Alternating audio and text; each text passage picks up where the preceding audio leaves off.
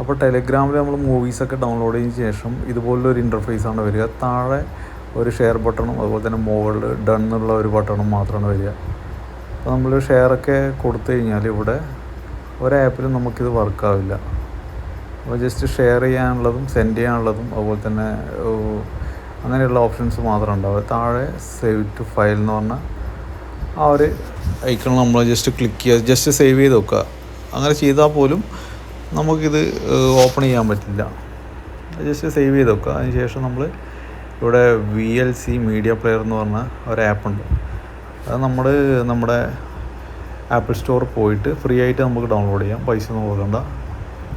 കൃത്യമായിട്ട് നോക്കുക ഇത് തന്നെയാണോ എന്നുള്ളത്. ഇഷ്ടംപോലെ VLC പ്ലെയേഴ്സ് അവൈലബിൾ ആണ്. ഇത് തന്നെ നോക്കുക.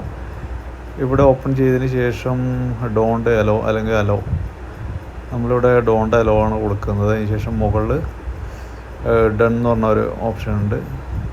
ഇത്രയാണ് വേണ്ടുന്നത്. വേറെ ഒന്നും നമ്മൾ ഈ ആപ്പിൽ ചെയ്യേണ്ടതായിട്ടില്ല. ബാക്ക് അടിക്കുക. നമ്മൾ നേരത്തെ ഇവിടെ ഡൗൺലോഡ് ചെയ്ത് വെച്ചിട്ടുള്ളത് അവിടെ ഷെയർ ബട്ടൺ ഉണ്ട്. ഇവിടെ താഴെ ഷെയർ ബട്ടൺ നിങ്ങൾക്ക് കാണാൻ വേണ്ടി പറ്റും.